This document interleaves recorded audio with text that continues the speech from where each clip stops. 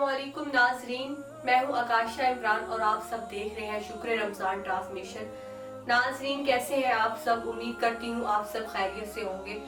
नाजरीन मेरा आज का मौजू है ग़ीबत के हवाले से। जैसे रमजान मुबारक में भी हम लोग ग़ीबत करना नहीं छोड़ते। मुफ्ती अमजद अली रहमतुल्लाह अलैह फरमाते हैं कि ग़ीबत के मायने ये हैं कि किसी शख्स के पोशीदा ऐब को जिसको वो दूसरों के सामने जाहिर होना पसंद ना करता हो, उसकी बुराई करने के तौर पर जिक्र करना, और अगर उसमें वो बात ही ना हो तो ये ग़ीबत नहीं बल्कि बहतान है।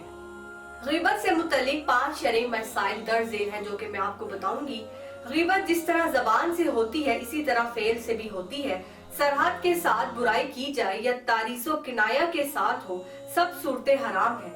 बुराई को जिस नौयत से समझा जाएगा सब ग़ीबत में दाखिल है।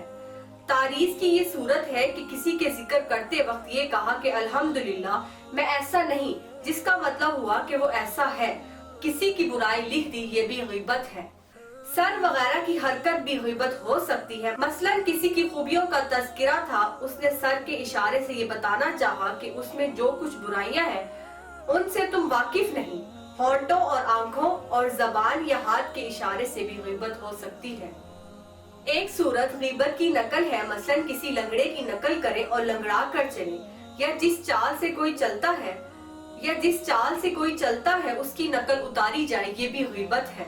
बल्कि जबान से कह देने से ये ज्यादा बुरा है, क्योंकि नकल करने में पूरी तस्वीर कशी और बात को समझाना पाया जाता है, जबकि कहने में वो बात नहीं होती।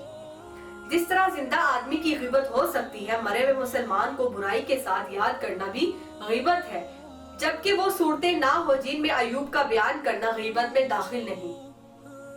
मुस्लिम की ग़ीबत जिस तरह हराम है, इसी तरह काफिर ज़मी की भी नाजायज है। इनके हकूक भी मुस्लिम की तरह है, जबकि काफिर हरबी की बुराई करना ग़ीबत नहीं। किसी की बुराई उसके सामने करना अगर ग़ीबत में दाखिल ना भी हो, जबकि ग़ीबत में पीठ पीछे बुराई करना मोतबर हो, मगर ये उससे बढ़कर हराम है, क्योंकि ग़ीबत में जो वजह है वो ये है कि एज़ाए मुस्लिम है। मुफ्ती अमजद अली रहमतुल्लाह अलैह फरमाते हैं कि बाज़ लोगों से जब कहा जाता है कि तुम फलां की ग़ीबत क्यों करते हो, वो निहायत दलेरी के साथ ये कहते हैं कि मुझे उसका डर आ पड़ा है, चलो मैं उसके मुंह पर ये बातें कह दूंगा। उनको ये मालूम होना चाहिए कि पीठ पीछे उसकी बुराई करना ग़ीबत तो हराम है, और मुंह पर कहोगे तो ये दूसरा हराम होगा। अगर तुम उसके सामने कहने की जुर्रत रखते हो तो उसकी वजह से ग़ीबत हलाल नहीं होगी। जिसके सामने किसी की ग़ीबत की जाए उसे लाजिम है कि ज़बान से इनकार कर दे। मसलन कह दे कि मेरे सामने उसकी बुराई ना करो। अगर ज़बान से इनकार करने में उसको खौफ और अंदेशा है तो दिल से उसे बुरा जाने, और अगर मुमकिन हो तो ये शख्स जिसके सामने बुराई की जा रही है वहां से उठ जाए, या उस बात को काट कर कोई दूसरी बात शुरू कर दे। ऐसा ना करने में सुनने वाला भी गुनाहगार होगा। ग़ीबत का सुनने वाला भी ग़ीबत करने वाले के हुक्म में है। जी नाज़रीन, जैसा कि हमें आज के मौजू से मालूम हुआ है कि ग़ीबत करना हमें सख्ती से मना किया गया है, और हमें चाहिए कि हम दूसरों की ग़ीबत करने से गुरेज करें। अपना बहुत सारा ख्याल रखें। आपसे मुलाकात इंशाअल्लाह अगले ट्रांसमिशन में होगी। अल्लाह हाफ़िज़।